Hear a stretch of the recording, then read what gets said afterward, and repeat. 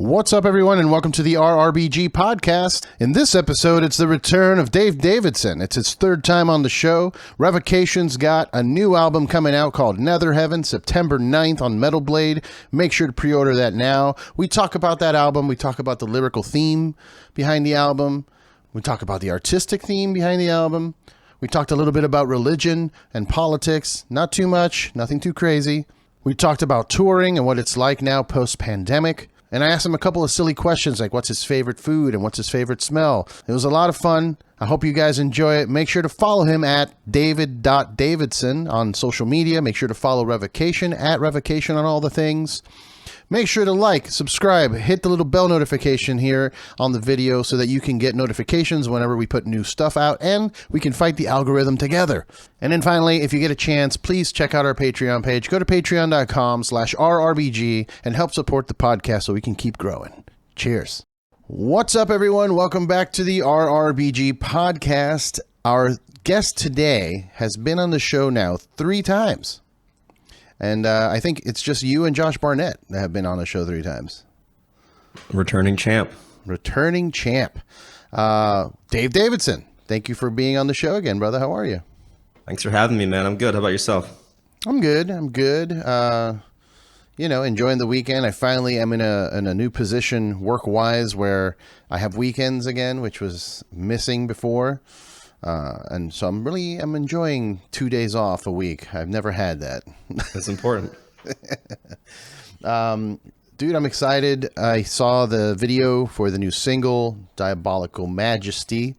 The song is a fucking ripper, banger. You guys always don't disappoint. I've noticed that much. Thank you. Yeah, we try to we try to keep people happy. So the video is you guys performing in what looks like an abandoned church with a lot of skateboarding going on. Yeah. Are you a big skateboarder? No, I'm not, but Brett is. Ah, okay. Yeah. Was that all his inspiration, his request? It was kind of like a combination. So like I knew I wanted to try to film the video like in a church. Since the new album is hell themed, and I just thought it would be cool to do something in like kind of a creepy looking church and light it all cool or whatever. But that obviously is easier said than done. It's like the budget for renting out a church. So like they're used to like charging people, I think like wedding prices, which is, very expensive. Yeah. And then you have to like basically like convince them to let a blasphemous death metal band perform there, which is also no easy task. So I was kind of ready to give up on the idea. And then when we were out on tour with Cannibal Corpse, Brett sort of just struck up a conversation with a guy at the St. Louis show. And I think he maybe skated or knew some people in the skate scene, and they just kind of started bonding over that. And he was like, oh yeah, actually like some friends of mine, and he might even be affiliated with himself, but basically he knew people that bought like this sort of like rundown, dilapidated church and turned it into like a skate park. And Brett was like showing me pictures of it, and I was like, oh my God, we got to like get this guy's contact info and like do a music video there if we can. So yeah, we ended up, well, actually, my Good Eye Productions, Dave Brodsky and Allie, they ended up talking with him, and it was pretty much a done deal. So it all came together in like the 11th hour, which I guess is how some of this stuff happens in the music biz. Yeah, for sure. I mean, honestly, when I think of you guys, I don't think of skateboarding per se. But it all makes sense now that I got the story and the background behind it. I got, okay, that makes sense. Yeah.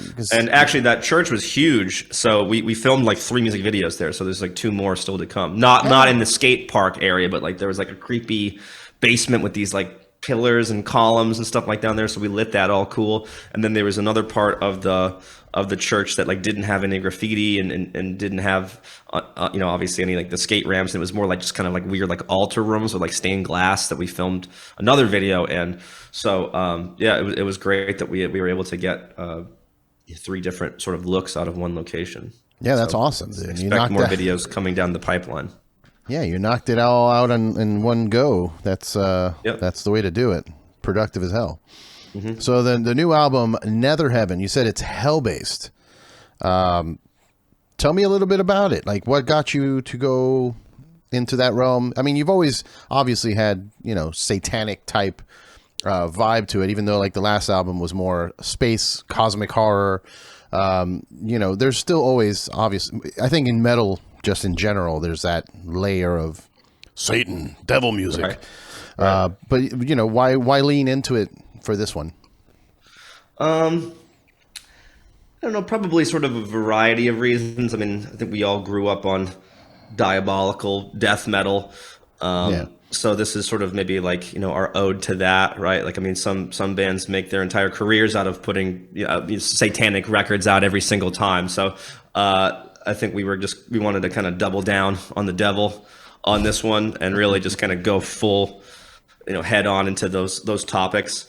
And I think also from a kind of zooming out and looking at the macro situation, like in this country and also kind of around the world, like even though trends, I think, in terms of the populace in general, people are becoming more agnostic or leaning more towards atheism in terms of polling. Like I think in terms of where power is being consolidated, there's a lot of right-wing evangelical, Christian sort of extremist groups that are kind of gaining political power more and more, especially in this country. I mean, if we look at what just happened with the Supreme Court, for example, and just things sort of moving more in that direction. So I felt like it was topical. I mean, maybe for some period of time, Christianity wasn't as much of an existential threat, and maybe was a little bit of like a punching bag in the metal sort of sphere for a while. But I don't know. I just sort of felt compelled to write about it when I see what was happening, for the last 4 years politically, and just sort of the merger of politics and an extremist kind of right-wing Christian ideology. It really kind of concerned me, and it still does. So I felt like it was a very topical thing to write about. Absolutely, man. It's kind of scary because it started to feel for a bit like we were moving past religious nuts, here in the US at least. Like I felt like, like you said, more people were kind of not waking up. That's a weird thing to say, but just kind of like realizing like, okay, that seems a little antiquated, a little old. I'm not saying nobody should have faith or belief or whatever. That's up to you.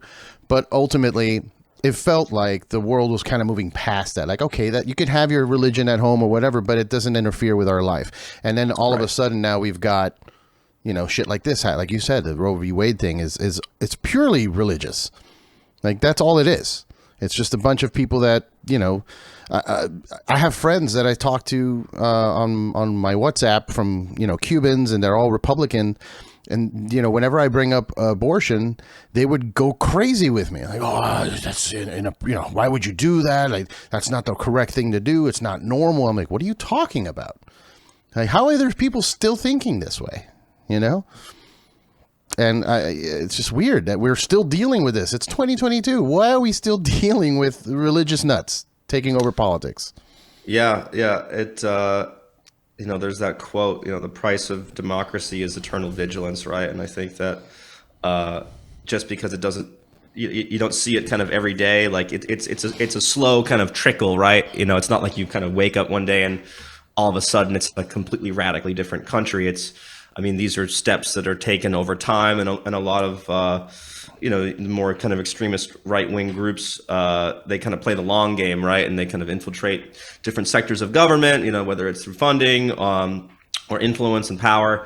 So like I said, it was deeply concerning to me. And like you said, like I felt like we were moving, in my opinion, sort of in the right direction. I have no problem if people want to, worship or, go to church or, find whatever spirituality they want. But like you said, when it starts to infiltrate government and it starts to actually infringe upon the freedoms of everybody, that's when I have like a big, problem with it. So, and it's not just me, obviously, right? It's, I think well over half the country supported Roe v. Wade. So now you've got a situation where, the will of the people is actually being undermined in general. So, and it's, concerning to me. And I like I said, I just felt sort of compelled to to talk about it in the lyrics. It's not like every single song on the new record is politically charged. You know, some are just more sort of general musings on the occult, or the last song on the record, for example, is inspired by Dante's Inferno. So I use other imagery as well. It's Strange and Eternal, another song on the record that's more inspired by the works of Robert Chambers, who wrote The King in Yellow. So I definitely kind of talk about things that are more maybe in a sort of fantasy realm or coming from like literature. So it's not just every single song as a political slant, but yeah, like I said, overall, it's got that diabolical, hellish theme to it that I think fits the mood of the music really well. Yeah. I mean, dude, I don't know. I've done some internal reflecting during the pandemic and after. I mean, we spoke like right at the beginning of the pandemic. That was the last time you were on. It was like 2 years ago.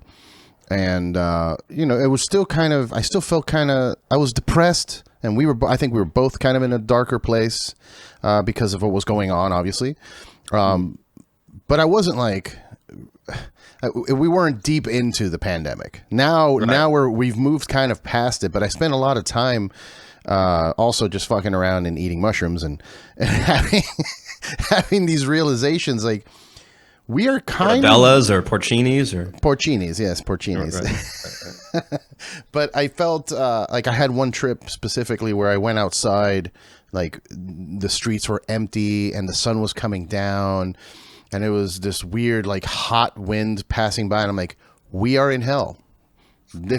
I think that, you know, I don't believe in the hell and heaven thing, but if there was an inspiration for the writing, this is it. This is where we're at, you know? Yeah. And it's scary to think that we're still battling that in our everyday lives. Like, why can't we move past that? Like, why is it acceptable that you see a report that the church and all the pedophiles and all that shit, and we're just kind of like, that sucks. But anyway, let's keep praying. Like, what are you talking about? It's obviously not working. Right. I don't know, man. It's freaky. So what happens though? Let me ask your thoughts on what if when we pass, you come to the realization that the Bible was real, and like we fucked up, like you and I fucked up. Like, oh no. What do you feel? What would you feel about that? Well, you know, I try to live my life helping others and you know, creating music and art that has an emotional impact on people. So, you know, I mean, if I'm going to be sentenced to hell for, you know, writing a record, then I guess there'll probably be cooler people in hell anyway. It'll be a party anyway, right? It's just, I always found all my favorite musicians will be there. So, you know, we'll have a rager. I'll bring the beer. Perfect.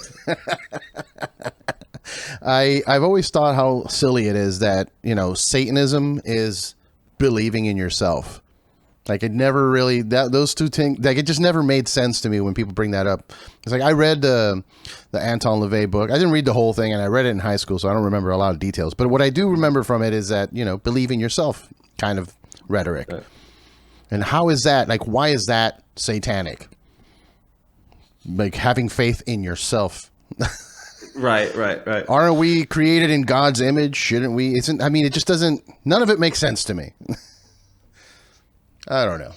Yeah, I mean, I think there's obviously like an attempt to demonize any ideologies that aren't Christianity, right? I mean, in any kind of religious extremism, there's sort of like an attempt to be like, okay, our religion is the one true religion, right? So, you know, an ideology based more on self-sovereignty is obviously a threat. That's so weird. It's so weird to me. And I'm not saying, and also for anybody that's listening and watching and thinking like, oh, you know, he's just talking out of his ass. Like, I grew up in a very strict religious upbringing where I went to a school where I couldn't even listen to music. You know what I mean? Like, I remember my first purchase of music was not Downward Spiral, Pretty Hate Machine. That was my first purchase of music that I was able to buy. I bought a cassette and I went to the store as I was like 13 or something. I finally got some money and I was like, I'm going to do exactly the opposite of what I've been told. You know what I mean? Like, don't listen to the satanic music. Well, I'm going to go straight for I bought that. I bought Danzig. I bought a bunch of, metal albums. I bought one of those little suitcases for the cassette tapes and I just filled it up with all the metal I could find. And, but it was really strict. Like I used to get beat by nuns. I got kicked out actually in 7th grade. I think it was. Yeah. 7th grade. I got kicked out because I finally just couldn't take it anymore. They were talking some nonsense about dinosaurs not being real. And I don't know. I started laughing uncontrollably on the floor. Like I fell out of my chair laughing and the nuns just kept beating me and I just kept laughing. And they called my mom. They're like, your son's possessed. We're going to have to do an exorcism. And my mom's like, no, I'm picking him up from school. We're taking him home. And then she just took me out of the whole system. So, but I've been there. I studied it. It's crazy to say that. Like I went to school and they gave me books on religion. Like it's like a subject that you have to study when you go to these schools. So I went to Catholic school as well. Yeah. Where I was actually in Boston. In Boston? Yeah. I was Jesus in the school play, believe it or not. I could see it. I was crucified in front of my mom. It was, it's a weird feeling, but music video idea. There you go. But speaking of crucifying, your new jersey is like I keep going back and forth. Like I don't wear jerseys. I'm not a sporty guy. I'm also not a hardcore dude that walks around in cargo shorts and jerseys. But I kind of want it. You're thinking about it. I'm thinking about it because it's Jesus crucified and then Baphomet kind of just slam dunking behind him. Have you guys gotten any? Like hate mail because of that yet? Yeah, it's causing quite a stir. I mean, the majority of people are like, "Holy shit, this is awesome!" And I think the jersey's just like, I mean, it's well done. Like the artist that did it did a great job. Yeah, but I just think it's like fucking hilarious. Yeah.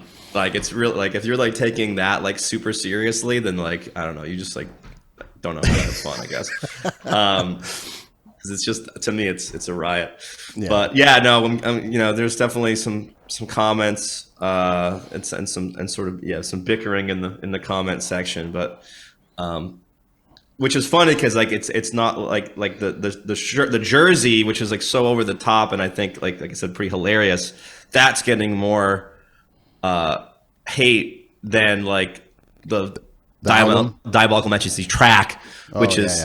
I mean, it's just super brutal and like in your face and, a little bit, but I guess like a visual image is maybe like more visceral and probably most people aren't taking the time to like read the lyrics anyway. If you're like, I don't know, like an Orthodox. Yeah, people don't have time to read. What are you talking about?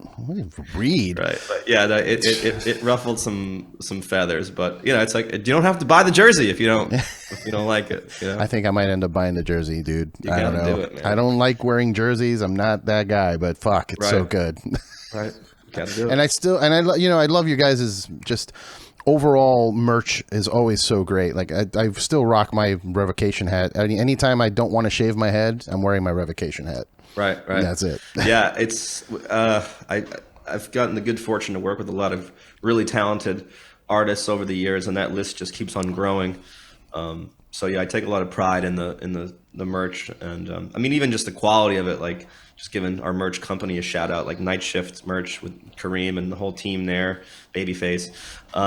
They do such a great job with the quality of the shirt. So it's crazy how detailed some of these shirts can be nowadays with like screen printing, and I think there's like a new like digital press. Like we just played in the Outback in Australia, and we had a couple of shirts, new designs out there, and like like there's like a new way of like screen printing. I guess it's more of like a digital kind of screen. Just looks like fucking crisp as hell. So I like that people can buy a T-shirt and feel like proud to wear represent it. Because that for me is like, I mean, I pretty much all I own is metal shirts.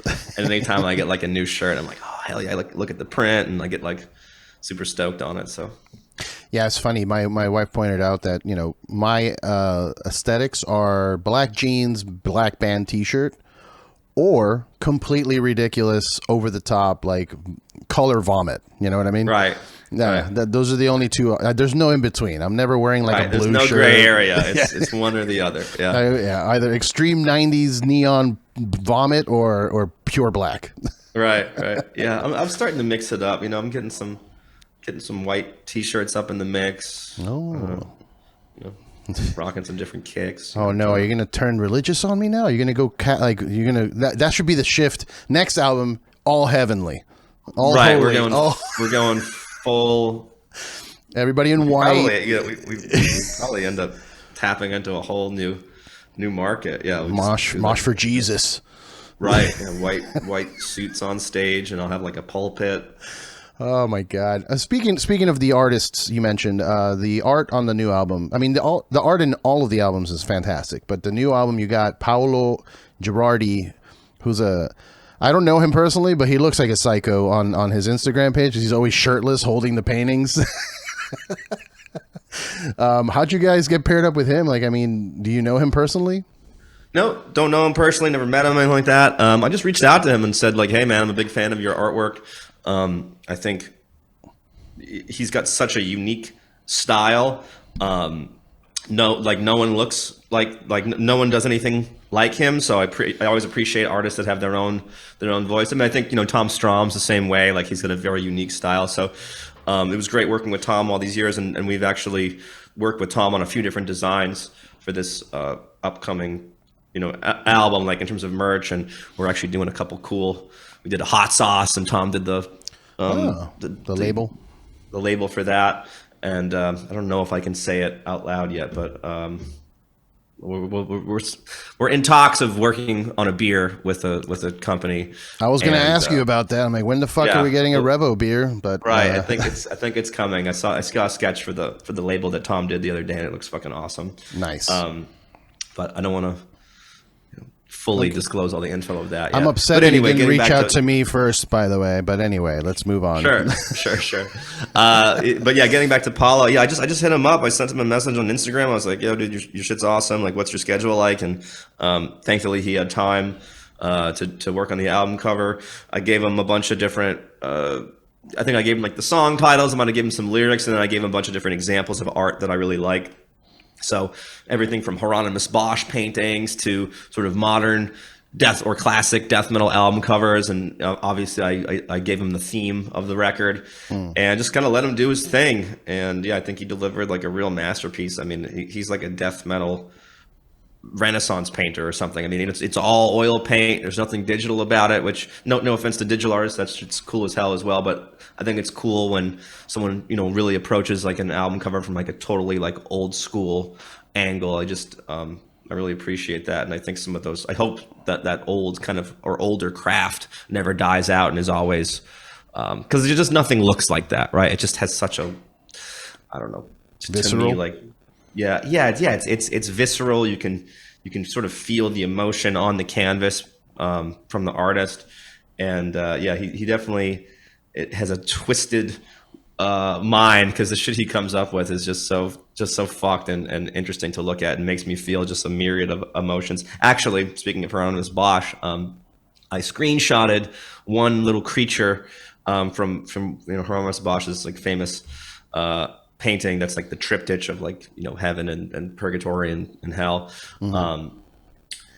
and yeah, he actually stuck that character like in the melee of the artwork. So this weird kind of fish looking reptilian creature with like crazy like winged ears from the Bosch painting that he did his own little representation of. So there's a little bit of a nod to Renaissance painting and Bosch and. That's awesome, dude. Yeah, I'm looking at it right now, and dude, the guy, he looks scary. I'll just say, I feel like he paints naked, and he just puts the pants on for the picture. You know what I mean? He puts the pants on for the gram. Yeah. It's just, and he looks so angry too. But yeah, I mean, are you? I don't know if he keeps the original painting. Did he offer to sell it to you, or like how does that work out? Yeah, right now. I don't have quite the funds, like a ton of disposable income. But I think, maybe after this next tour or something like that, I'm definitely considering purchasing that piece and having it as part of my collection, because I own a few Tom Strom originals and some other pieces of artwork as well. So I think it'd be awesome to have the original OG. painting. Yeah, dude. You got to get that like classically framed, the whole thing. You got to do it right. That's awesome. Speaking of tour, you got a headlining tour in Europe with Goathor. Yeah, and we're going out in the U.S. too. Yeah, you're doing the U.S. with Kirisun? Christian? I don't know how to pronounce it. Christian. I met those dudes. I'm trying to remember where I met them. I think it was at Chain Reaction here in Anaheim. I forgot they were playing with. I think they were playing with Nails, or maybe they weren't playing, but they were just hanging out in the back. Okay. But I remember meeting those dudes. They were super nice guys. But headlining tours, man, like that's huge, and especially with Goathor. Like, I mean, I know Goathor is. Have you guys been around longer than Goathor? I don't remember. I know it's not about tenure anymore, but it feels like Goathor's been around. Goathor have been around for longer than us, I'm pretty sure. But yeah, we our headliner for the fall, that's coming up September 9th. That's actually when the record gets released, so it'll be cool. We're coming like right out the gate with a tour. I think we drop a music video that day, and then the record comes out. So we got a whole lot of stuff in the month of September. Moving into October, it's a full U.S. tour, and we do some different parts of Canada as well. It's got us headlining Christian, who also have a new record out. Alluvial, who put a record out semi-recently, and then this really awesome newer band called Inoculation. I think they're on Maggot Stomp Records, and just like kind of technical, crazy shit. So I think it's going to be like a really great death metal package. It's got like a little bit of something for everyone. And then the winter tour in Europe, our headliner, it's got Goathor again. Alluvial is going to be on that one, and Creeping Death. So we've got some really awesome tours coming up, and then hopefully maybe we'll go out and do something where we support someone, just to kind of keep the momentum going. Yeah, you got to come to the West Coast, man. I mean, I saw you recently, but I don't get tired of hanging out with you guys. Oh yeah, I saw you out here. We're doing a bunch of dates on the West Coast on that in that fall run. So definitely be on the lookout. Nice. Yeah, I saw you with Cannibal, which is now I believe the second time I've seen you with Cannibal, which is great. It's always a good hang. Yeah. But now you're in a position that's a little different from some of the other folks I've been talking to, because some of the other musicians I've talked to are just now going on tour for the first time since the pandemic. You guys have already got a tour under your belt post pandemic. How can you compare that? Like what's it like now compared to how it was before? Do you feel that there's more energy in the room, or do you feel that there's more apprehension in the room? Oh, well, I mean, on the Cannibal tour, I think that was just a perfect storm across the board. I mean, you have Cannibal Corpse, who are a massive band to begin with, who had a record that they put out during the pandemic that they didn't get a chance to tour on at all. So I think there was a lot of pent-up demand to see Cannibal live. Then you got Whitechapel, and obviously they're headliners in their own right. We were in 2 of 4, and then Shadow of Intent is another. I mean, they've been around for a few years now, but they've got like a lot of heat, a lot of hype. So I think every single band on that tour, just can really draw. So there was a ton of energy in the room. I think people were so pent up, and it was sort of one of the first real big metal tours back. I felt a really palpable level of energy in the room every single night. I mean, kids were going nuts. All the bands, did really well in merch, and it just seemed like everyone was just down to come out, throw down, have a good time, drink a million beers, get in the pit, just sort of throw caution to the wind. And it was kind of, I think, a cathartic release for not only the fans, but for everybody on the tour, the bands, the crew. I mean, it was just a good time all around. It was probably one of the funnest tours I've ever done. Maybe part of that was because we were so pent up for those last couple years. But yeah, it just felt good, and it was cool too because I saw a lot of younger new faces in the crowd. I think I mean, those formative years, right? When you're 16, 15, 16, 17, even 18. I mean, when you're getting into music for the first time, like, I mean, that's the shit those are the memories that you take with you for the rest of your life. I was actually kind of, a little bit worried for the next generation for a minute. I'm like, oh man, like kids are like cooped up in their homes and like, kind of only experiencing like music and shows like via like these Streams. online, streams and stuff like that, which are great. And I think it's created like a whole new kind of almost genre of entertainment, right? But to me, there's no substitute for a live show. I mean, being in the room, feeling that energy, feeling the fucking volume, right? You're not going to get that at home. So and just people bumping into each other in the mosh pit and the energy and the sweat and the stage dives and all that shit. Like you're not going to get that in your living room. So to me, there's no substitute for that. I mean, even like not even like a non-metal show. Like I mean, like seeing jazz live, I think is always hits me and moves me on an emotional level different than listening to it on recording. I mean, I don't know. I just think music is meant to be experienced in that live setting. So I was kind of worried for the next generation of not only metal musicians, but or metal fans, but just music fans in general. Like, are we kind of robbing people of this like magical experience that can, if I wasn't exposed to metal and went to those shows like at a young age, like who knows, we might not be talking to each other right now. Right. I could have gone in a totally different direction. So I think it's so important to have those experiences.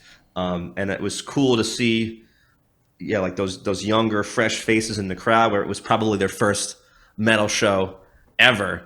And, who knows, those might be the same people that, keep coming back 10, 20, 30, 40 years later. Maybe they start bringing their kids to the metal show and they say, oh, my first show was Cannibal Corpse, Whitechapel, Revocation, and Shadow of Intent, back in 2021. And like, I never looked back, right? So that's the kind of shit that I live for. And just seeing the reactions on these kids' faces when we were playing, and just all the bands, it was really a cathartic release, I think, for so many people.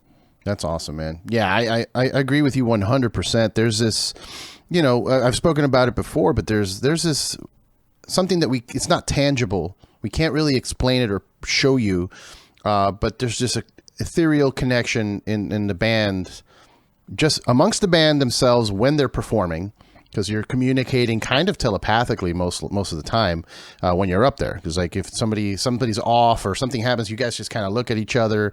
You kind of have a communication just looking at each other.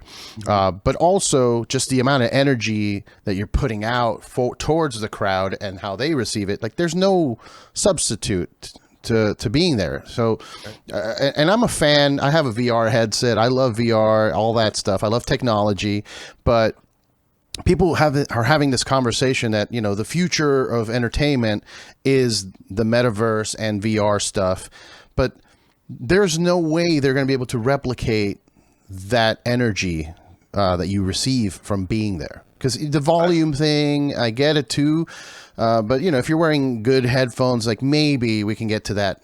But it's not about the volume. You're going to hear it here, but you're not going to feel it. You know what I mean? That's what I mean by volume. Like you could crank headphones up to the point where it's fucking deafening, right? But feeling the air getting pushed from the amps or the PA or that crack of that snare drum or the thud of the kick drum, and it just like hits you in the fucking chest, right? There's a frequency and a reverberation that happens. I mean, I'm not like a physicist or anything like that, but I got to imagine that it's hitting you on a different. It's like hitting your whole limbic system, rather than just only up here and vibrating the small whatever they're called, the hairs in your eardrum that are picking up the vibrations of sound, like, but actually fucking physically feeling that.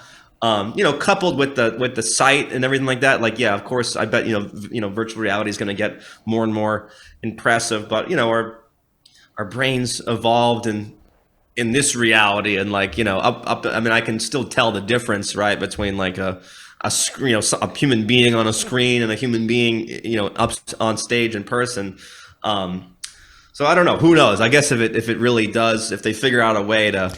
I don't think they can, dude. Like I know that they replicate could make it. They probably have to do some Matrix shit where they like literally like plug a computer chip into your brain or something like that. And by that point, who knows what the human race is going to look like?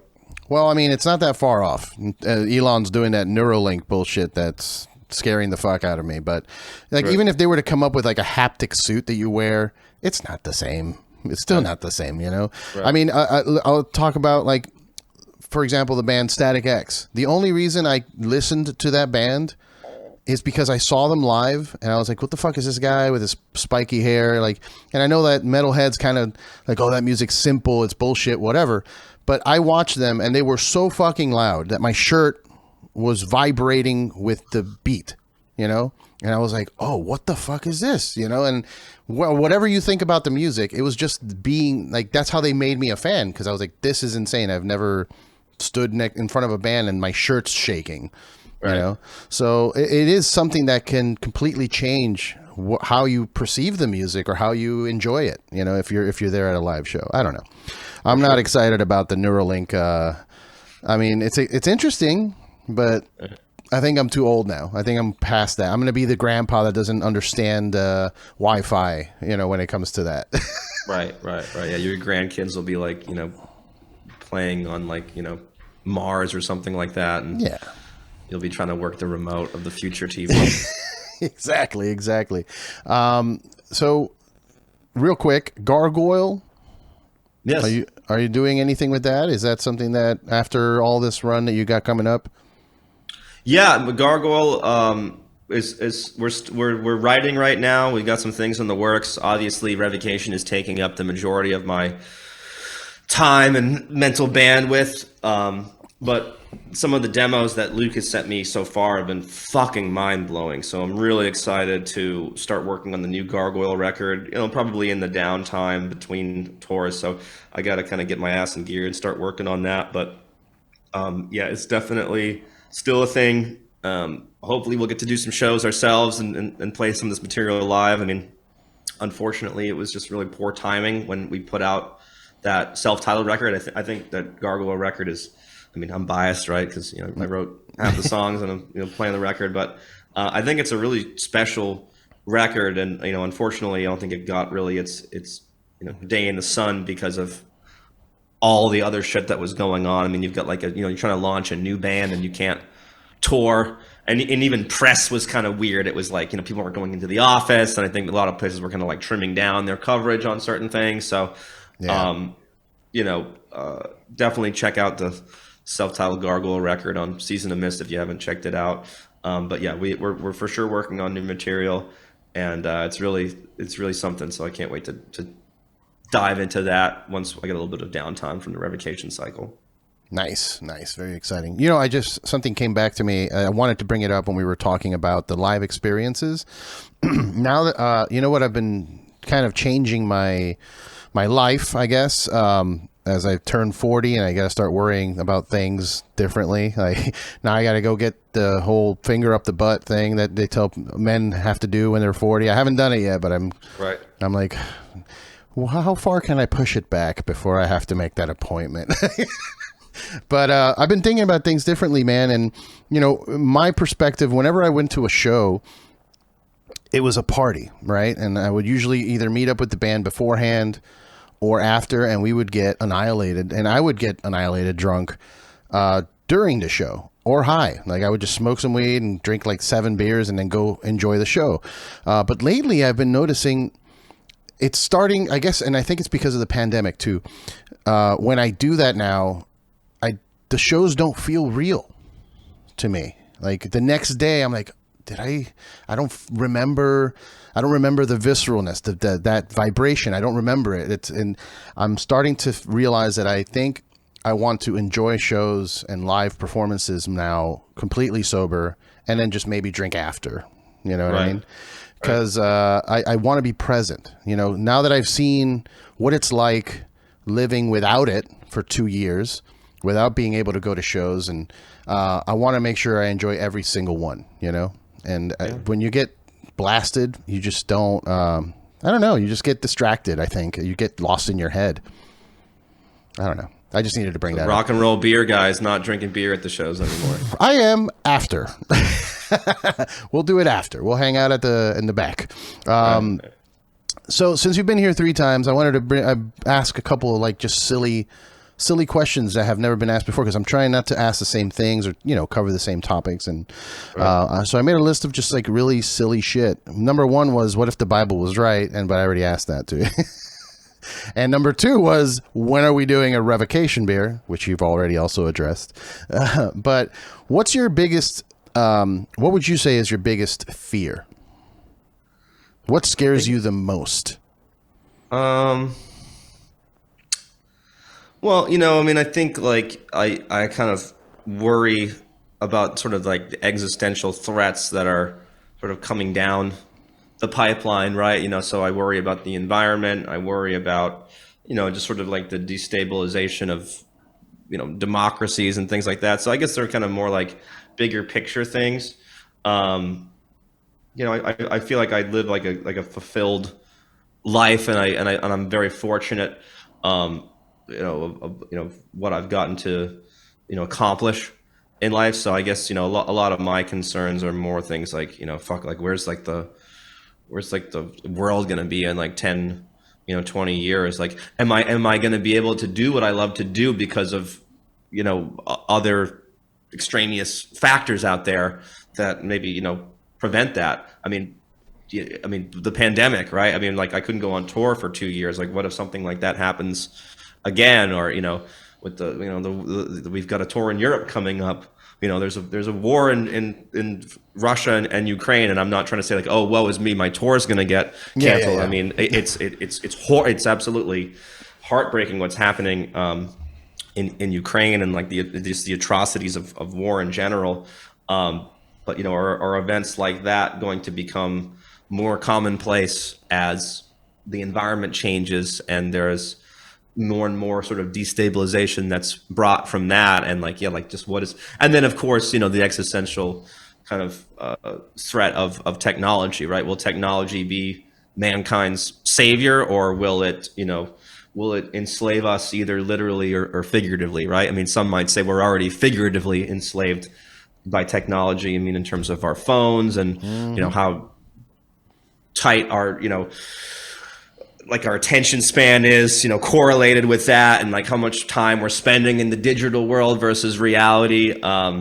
So yeah, those are sort of things that I worry about. I try not to sort of let them keep me up at night, because, it's not necessarily something that's, at the end of the day, it's something that's going to affect everybody, and we're all going to be in the same boat, and we're all going to have to either figure it out or perish. But yeah, things like that concern me for sure. Okay. Now, you don't have like an irrational fear? Like I have an irrational fear of the ocean. I guess maybe it's not that irrational. The ocean's kind of mysterious. Right. But I don't fuck with the ocean. Not at all. You don't even go in for a dip. I'll as long as it's I'll go as long as it's waist high. I can go waist high. But once it starts going up to my neck, I'm turning around. No, will you go waist deep and then like kind of submerge from there? Oh yeah, I'll dip in and get my head wet. Well, so you're not that afraid of the ocean. Like, I'll tell you what happened. I ate some porcinis, and I went for a swim in the ocean, and I met Poseidon.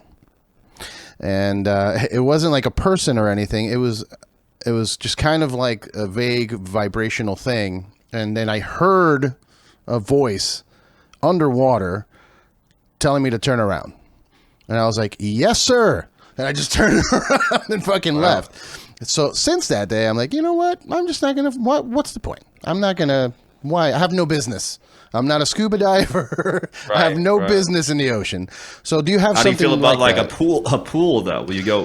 Oh, pool's fine. Pool's fine. As long as I could see, the surroundings of it. Like, okay, it ends there. I'm good. I don't think there's just a shark in the pool like some people. That's an irrational fear. Right. I don't want to go in the deep end of the pool because there might be a shark. It's like, come on, that's crazy. But do you have something like that? Like heights, maybe, or I don't know, fear of cucumbers, like cats do. No. I mean, I've never. I've never gone like skydiving or anything like that. Like, like, so that's, Okay. but I mean, like I'll go, like I'll be high up on something. I think like skydiving is more like that's obviously like the deeper end of the pool of something like that. So that wouldn't be like the first on my list to like wanna do. But I mean, I fly in planes, a decent amount for work, so it's not like the fear of flying or anything like that. Yeah, I don't know. I think I'm pretty good. It's more like climate change, Terminator's It's taking more like over. reality is what's scary to I'm just kidding. The world that we live in is scary. Right. But hey, I guess you got to be in tune with that if you want to, write lyrics for a death metal band. Sure, absolutely. I mean, with the skydiving thing, I'm not scared of doing it in terms of the height or whatever. The only fear I do have of skydiving, it would be the equipment failure. That's it. Right. know? Yeah, I don't want to be the one guy that's like the parachute like got fucked up or whatever, and then you're like, Yeah, and I'm a heavy set guy too, so just my fear of like, oh, what's the weight limit, and like, do I have to go with a dude strapped to my back? Like, what's the deal here? So, all right, favorite smell. I know this is a weird one, but I've always been fascinated. I feel like I have a very good nose. It's very apparent when I do like beer things where I can smell certain things. And I'm fascinated with smells. Like one of my favorite movies is Perfume. I don't know if you've seen that movie yet. No. Oh, I highly recommend it. Some dude gets obsessed with making perfume. It's an old, like Renaissance period type of thing. He gets obsessed with smells and perfumes and making perfumes. And then he's like, what if we could make a perfume that is so intoxicating that, it just makes people have sex. Like it's just so much that they just go crazy.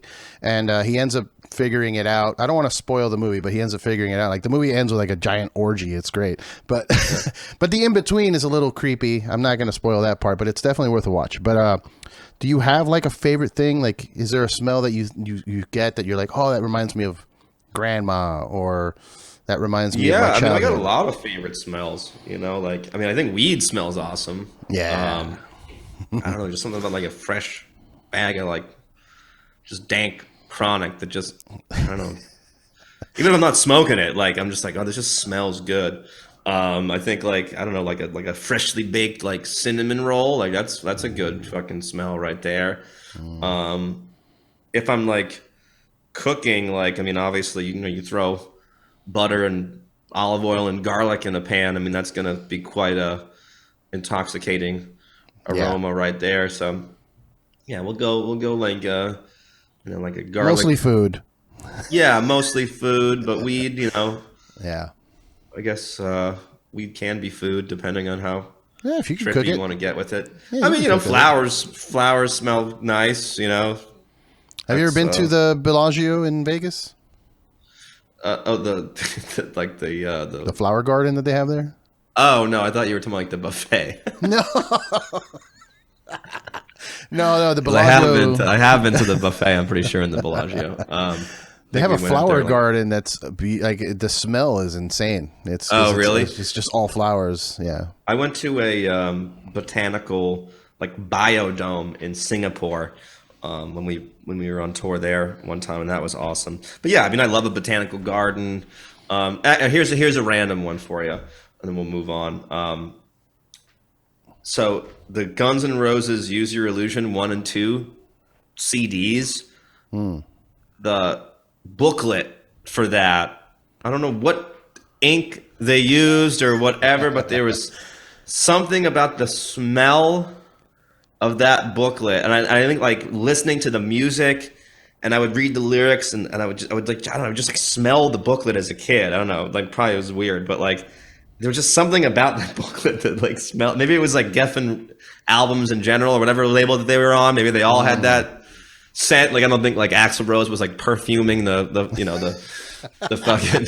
I picture him now like in an assembly line, just the booklets or anything like that. But there's something about that booklet, and it brings me back to like a very. Because they say like smell is the strongest sense tied to memory, right? So it just brings me back to like being a kid, like getting more into guitar for the first time and just spending hours like playing over that record and listening to that record, those two records. Yeah, they both had the same smell. So that'll be like my something that you can't consume at all. Well, that's what I was looking for. You got to take a bunch of really good chronic and roll it up in the booklet of the Guns N' Roses Use Your Illusion 1 record. And then smoke that. Smoke that, and then go take a dip in the ocean. Interesting. Yeah, that's what I was looking for, really. That's the one that I was looking for. For me, I recently discovered it's weird, but Tiger Balm. Like it's a different smell than like any of the other like muscle rubber ointments or whatever, icy hot. It's a different smell, and the only reason I I like it is because it reminds me of my grandmother. That's like I smell them like she was covered in that shit for most of her old life. So that's one. But I agree with you that the smell of ink, booklets, fresh printed like booklets or comic books, even just the smell of like fresh ink on paper was also something I really enjoy. I ended up working at a print shop for years, so like it just kind of became part of my life, I guess. I don't know. Yeah. Food wise, since you mentioned food, that typical, like those memes you see on the internet, they give you 4 different foods and one of them has to go away forever. What would you say if you had to get rid of a type of food forever? What would you get rid of? Like, between tacos, pizza, Mexican, Italian, what's your go-tos? It's tough. So I know you're a big food guy too. Yeah. You like good food.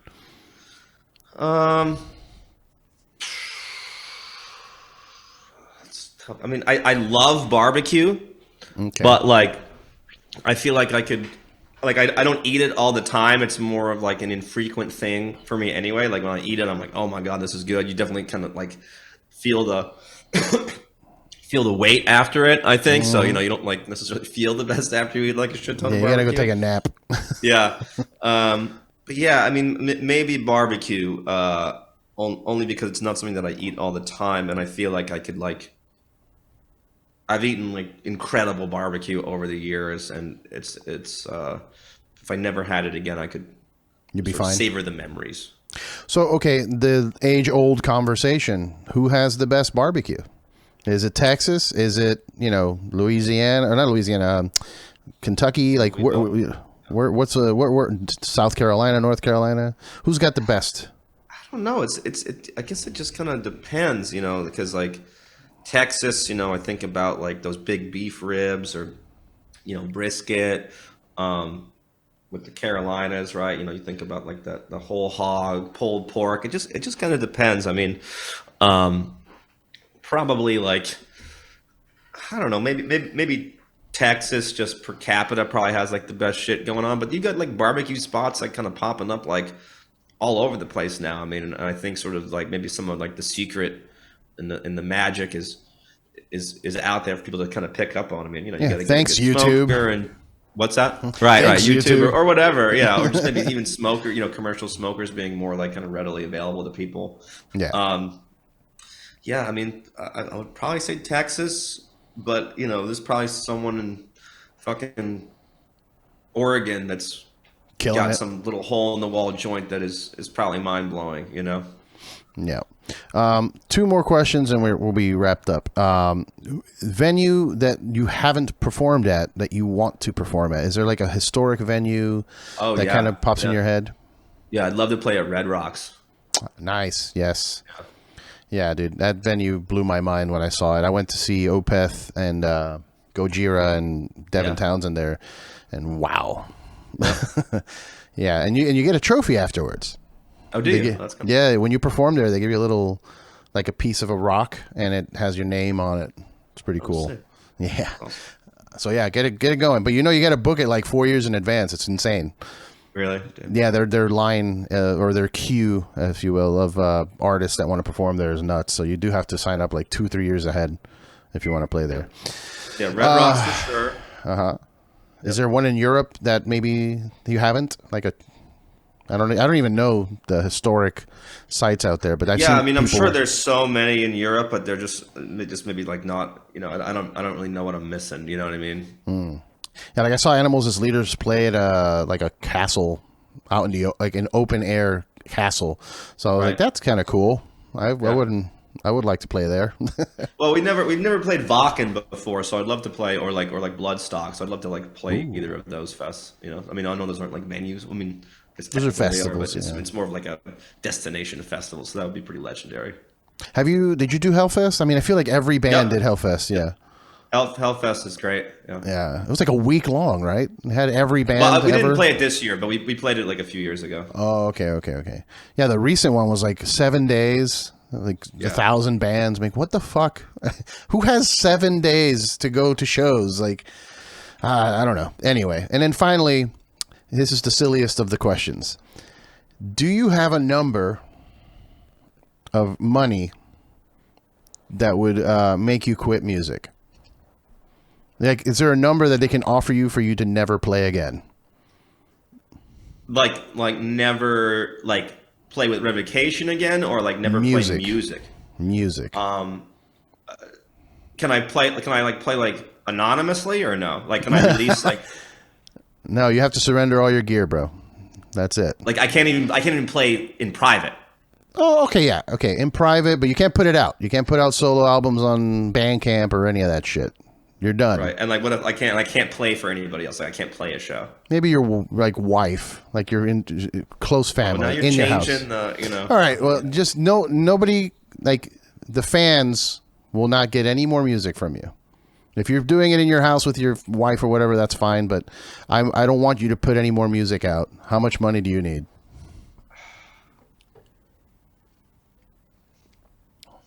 I don't. The retirement number. The retirement number. I don't know if I could.